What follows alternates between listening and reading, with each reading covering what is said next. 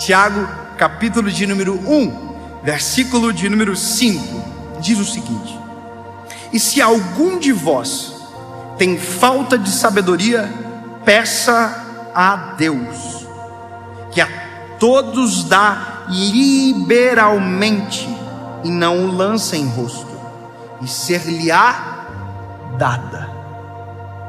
Ponto. Tiago está dizendo: peçam sabedoria, que o Senhor dará a vocês. Quer ver? Há uma diferença muito grande de inteligência e sabedoria. A inteligência, você nutre ela. Você faz uma faculdade, você fica mais inteligente, mais informação, sabe? Então, quanto mais você aprende, você fica mais inteligente. Agora, a sabedoria se distingue da inteligência. Você pode ser extremamente inteligente e não ser nem um pouco sábio. Assim como você pode ser sábio, mas ainda não ter tanta inteligência. Porém, se você tem sabedoria, você vai buscar a inteligência. A inteligência não te faz buscar a sabedoria, mas a sabedoria vai te fazer buscar a inteligência. Você já viu alguém que é muito inteligente, mas não sabe a hora de falar? Não sabe a forma de tratar as pessoas? Você já viu gente que sabe de medicina demais, tudo termo, e ele vai conversar com alguém leigo e ele fala com todos os termos que é inerente à medicina? Ou seja, ele é muito inteligente e nem um pouco sábio. Porque do que adianta falar e não ser compreendido? Entende? Você já viu alguém que trata alguém mal porque na cabeça dele ele é superior à inteligência? Coitado, não passa de um tolo. Porque se fosse sábio, usaria sua inteligência a favor do outro, nunca contra ninguém. Entende? Isso é a sabedoria. A sabedoria, ela acelera a inteligência também, quando demais ela também dá uma freada. Ela nos equilibra.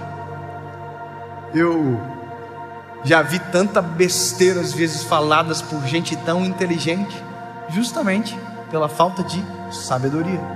A sabedoria, ela é importante para nos dar a hora de falar, como viver. E a coisa mais importante, que é o tema dessa mensagem, é a capacidade de resolver conflitos. E a capacidade de resolver conflitos, ela é extremamente importante e ela define muito o nosso amanhã.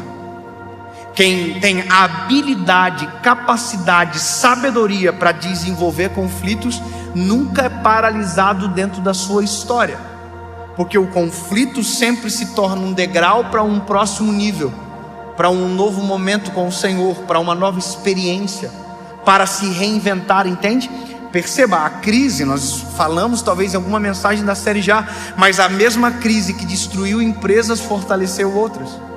Pegou-se o vento a favor, transformou a empresa numa vela e o vento levou em polpa. Entende? Sabedoria para resolver conflitos. Eu tive uma experiência na minha casa, cujo qual não vou entrar em detalhes, porque eu não quero ser um fofoqueiro da internet. Né? Mas eu tive uma experiência que ficou claro que a capacidade de resolver conflitos é uma determinante para frear uma história promissora. Sabe, quando eu vi essa cena, quando isso aconteceu dentro da minha casa, eu imediatamente me lembrei de homens de Deus, homens da Bíblia.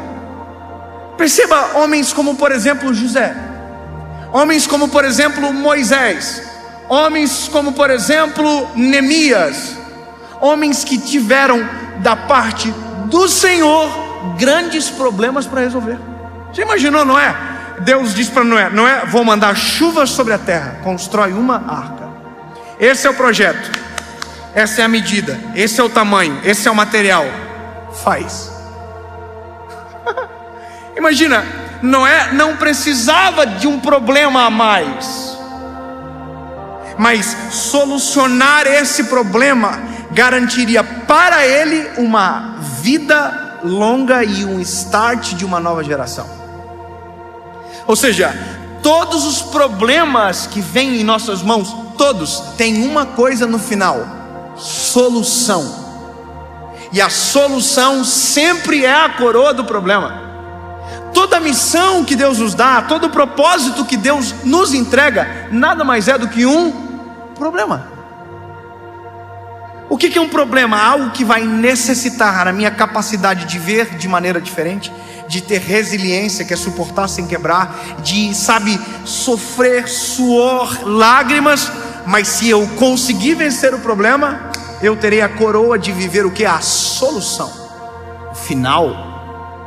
Mas há um problema aqui, que é que nós estamos nos deparando com uma geração, e talvez estamos formando uma geração que não sabe lidar com nenhum conflito, que não foi preparado a ser frustrado, por exemplo, que a frustração paralisa.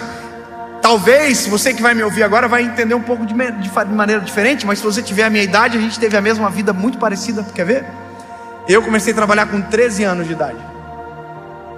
Quem aqui começou a trabalhar com menos de 15 anos de idade? Levanta a mão. A gente odiava, não odiava? Eu ia de bicicleta trabalhar, andava 7 quilômetros para ir, 7 quilômetros para voltar. Pergunta, tinha juízo para isso? Nenhum. Vivia caindo de bicicleta, queria ir empinando para o trabalho. Mas o desafio me foi gerando responsabilidade. Sabe o que é engraçado? O primeiro tênis de marca que eu comprei foi um tênis de R$125, que eu comprei em 5 vezes de 25 pila. Quando eu fiz essa responsabilidade, eu criei para mim um problema. Só que esse problema me fez trabalhar para pagar. Entende? Eu fui exposto. Agora, dá uma observada na nossa galerinha que está vindo aí. Fala em trabalho. Fala em responsabilidade. Olha para os nossos filhos, para os nossos pequenos. A gente não está mais expondo a frustração, porque na nossa cabeça, a nossa frustração não pode ser repetida na vida dos nossos filhos. Os nãos que a gente recebeu não pode ser repetido na vida dos nossos filhos. Meu lindo, não se esqueça que tudo que você viveu foi o que gerou você aqui. Mas a crise é: o que eu faço com os problemas que vem na minha mão? Você já viu gente que faz tempestade em copo d'água? Minha mãe falava essa expressão quando eu era criança. Tu faz tempestade em copo d'água. O que é fazer tempestade em copo d'água? Um copinho de água. Eu consigo fazer parecer uma tempestade. Sabe o que é isso? Um problema pequeno eu maximizo e torno ele grande demais. Eu digo, oh meu Deus, eu não vou conseguir. É simples, é só porque a minha perspectiva sempre é maximizar aquilo que nem é tão grande assim. E não sei se você percebe, mas problema é subjetivo. Irmão, um homem com gripe é diferente de uma mulher com gripe. Um homem com gripe é um homem que vai morrer. Eu sei porque eu sou assim. Eu entro em despedida. Senhor, recolhe a minha alma. Eu mando áudio para minha esposa: traz água no quarto. Irmão, a minha esposa com gripe, vida normal. Só uma dor de cabeça, tá com febre, tá para morrer, andando, pega filho, dá mamar para outro, joga outro no chão, e o pau tora, irmão. Por quê? O problema é subjetivo, depende muito da tua perspectiva, a tua resistência. Um homem doente é um homem que vai morrer, uma mulher doente é normal. O homem, se menstruasse, morria. Pensou que cena horrível? Deus, irmão, eu ia falar assim: desisto, parto para o Senhor agora. Uma que eu nem posso ver, né? Você entende? O problema é subjetivo. Agora, a natureza de resolver tem que ser objetiva. A natureza de encarar tem que ser objetiva.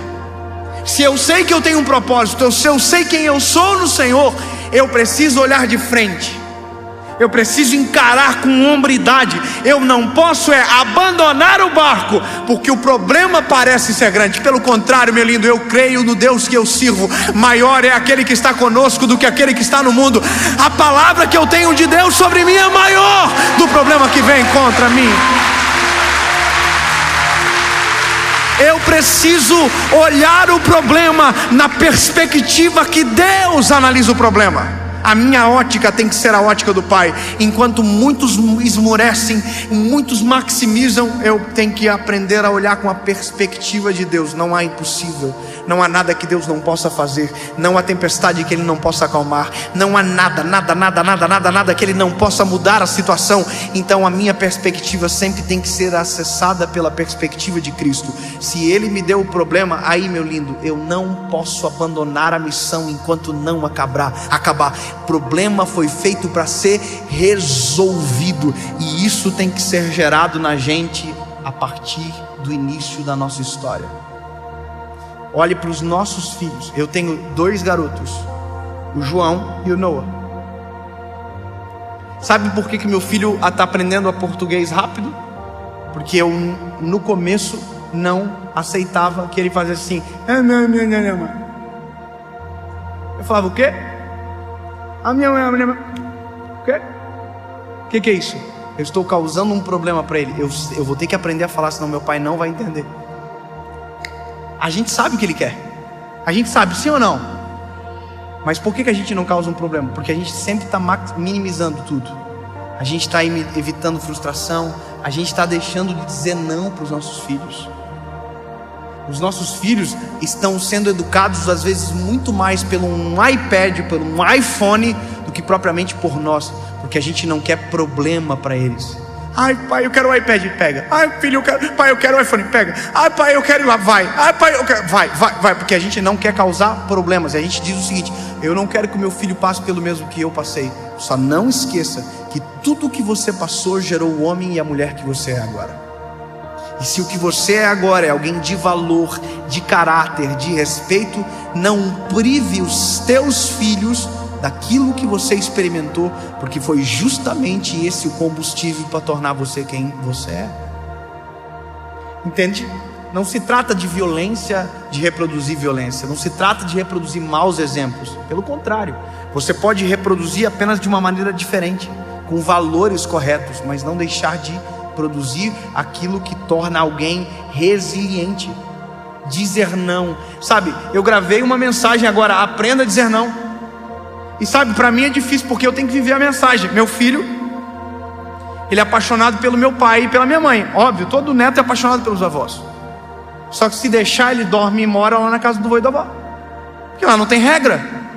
Eu quero bolacha, pega. Yakult, pega. Danoninho, top, pega. A minha mãe, ela anda atrás do meu filho com um paninho assim: quer comer alguma coisa? Imagina, é um céu. Só que a vida não é um céu. A vida não é um mar de rosas. E aí eu estava viajando, meu filho estava 2 dias na casa do meu pai.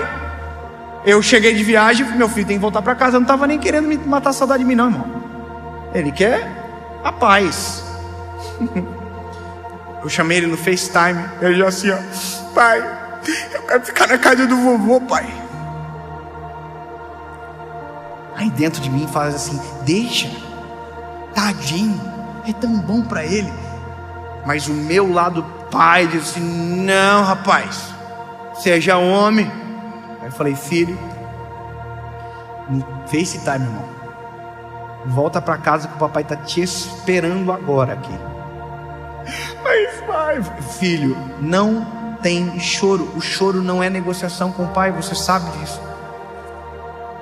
O choro não é ferramenta de negócio, filho. Ou é um bom argumento ou vem para casa. Aí você vai dizendo: nossa, mas se Deus quiser, eu vou criar um garoto que quando tiver o primeiro problema vai saber como resolver o problema. As frustrações nos preparam para resolver os grandes problemas.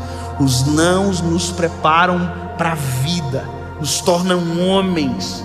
Sabe, como é triste quando a gente recebe alguém na nossa casa que o filho não tem autoridade do pai sobre ele. Já viu a criança assim? Que o pai já desistiu da criança faz hora. O pai já fala assim: pode falar você. Irmão, eu não aceito que ninguém brigue com meu filho, porque eu que sou o pai dele. Quem toca o terror sou eu. O fogo no parquinho, quem taca sou eu. Ninguém tem autoridade para fazer isso. Só que se eu perder a autoridade, o mundo vai fazer por mim. O colégio vai fazer por mim. Os amigos vão fazer por mim. Então quando eu olho para uma mensagem como essa, aprenda a resolver os seus problemas, eu já estou olhando não só na minha vida, na sua vida, eu estou olhando na construção da nossa geração. Porque daqui a pouco nós envelhecemos, e eu não vou pregar para adolescente. Vai ser estranho, um velhão lá tentando ser descolado, não sei o quê. Não. Eu vou crescer junto com a minha geração, e eu quero pregar para vocês velhinho também. Vocês velhinho, eu velhinho, nós tudo velhinho, abraçadinho, né? Com soro. Sabe, nós tudo velhinho, maduro. Mas a gente olhar para os nossos filhos e serem homens de valor, mulheres de valor, cheias de Deus, aprendendo a viver a vida e não criadas por coisas superficiais, por banalidades.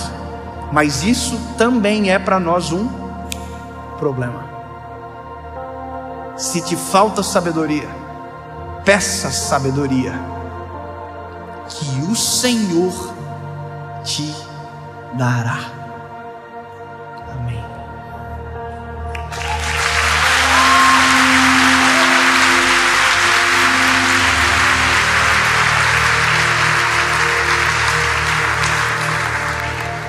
Jesus nos dá sabedoria, Pai. Nos faz enxergar o que os nossos olhos carnais não enxergam. Nos faz medir o tempo, nos ensina a contar os nossos dias, Pai. Para que nada paralise a nossa história, interfira na nossa geração. Nos torna pais que criem filhos preparados para frustrações da vida, para que sejam fortes, eficazes, Pai. Deus, em nome de Jesus, que não haja desistência, suicídio, abandono de missão dentro da nossa história. E que em nome de Jesus, Pai, seja produzido em nós resiliência para suportar a vida, mesmo quando ela bate de volta. Em nome de Jesus, homens de valor, mulheres de valor, Pai. É isso que cremos, é isso que pedimos, em nome de Jesus. Amém.